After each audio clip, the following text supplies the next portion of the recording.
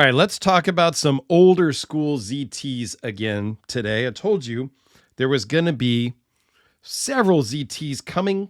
And as always, I will put a link to my ZT playlist down below and up in the corner towards the end of the video. This one was loaned in from Alex over at the Watch and Cut channel, who is also my co-host on the EDC Hour. And if you're not familiar with that, please go check it out in the links below. So this is the ZT0470. I don't know exactly when this one came out. Let's just zoom in and take a close-up look. This one has been modified because it's Alex's, and most everything Alex owns is modified, from almost every knife to his car to his firearms, just about everything. So he's a modification dude. And we'll talk about some of those mods here in just a moment. So let's talk about the specs really quick. It is 4 3/8 closed, 7 3/4 overall, with a 3.5-inch blade, 0.023 behind the edge, blade thickness of 0.119. The blade steel is CPM 20 CV, runs on Kvt Bearings, as most or a lot of ZTs do, especially from back in the day.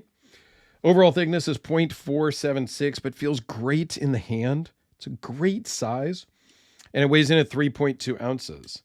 It's a little smaller than what I typically do carry with that 3.3-inch blade. I'm more of a 3.5 to 4-inch blade guy, but this one actually works, and I do like this one, but it has a couple of negatives, which we'll talk about.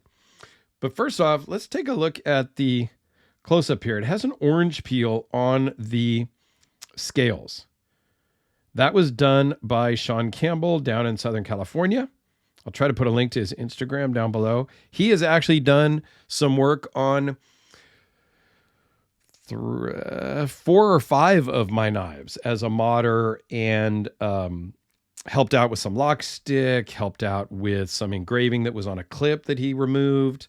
It was like laser engraving, so he kind of polished that out, changed the colors, did some anodizing on a couple of knives. Just, yeah, cool dude, super great, former law enforcement guy. Great to just sit and chat with. I've met him at California Custom Knife Show a couple of times. So good dude. And he does a lot of warranty repair work for a lot of the big companies and almost all of the South African makers. So if you have a South African knife that needs warranty work, it probably will go to Sean Campbell in Southern California. So Alex changed this carbon fiber also to this reddish tinted, carbon fiber. It comes just normal marbled carbon. The orange peel was added. Alex wanted all of the lettering off of the blade, but it's still kind of there. And that's something that actually bugs Alex a little bit, because he wanted that to be a more sterile blade. I get it. It's all good.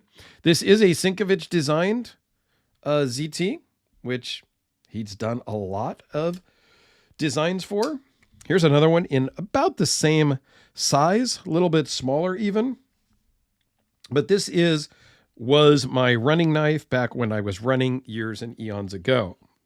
A little too lazy for that. My knees don't care for that at this point. So yeah, you know how it goes. Different, yet you can see some similarities in the design language between these two. Okay.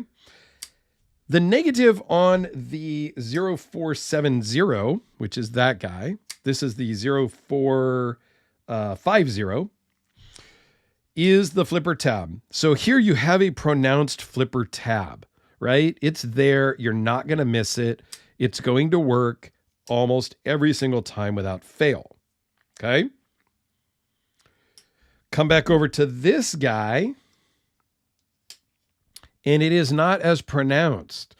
It's there. It's kind of rounded off.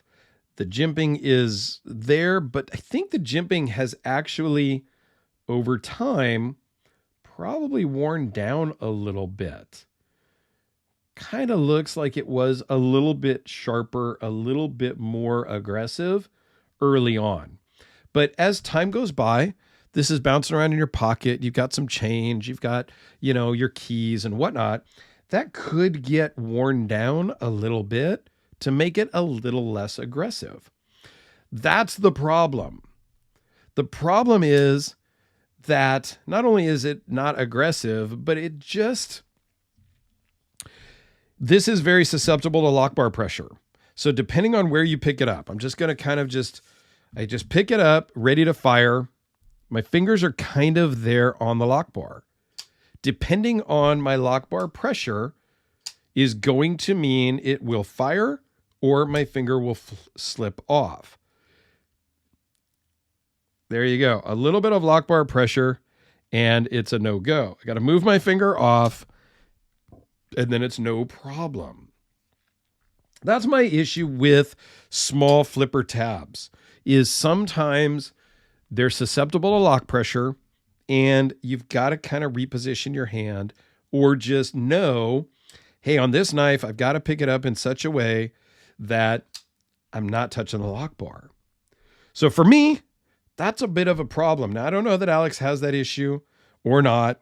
I just prefer a much more pronounced flipper tab. Doesn't need to be, I'm looking for something that's more like, it doesn't need to be a huge flipper tab. Here's a big flipper tab, but it doesn't protrude out a lot. It's just really wide and flat here, but it's going to work every single time. So I am more of want a bigger flipper tab. Not so much bigger, but just one that's going to work every time out of the gate. And for me, this one leaves some room to be desired, if you will. So let me know your thoughts down below. I would love to hear, and please go check out the ZT playlist here and Alex's channel there.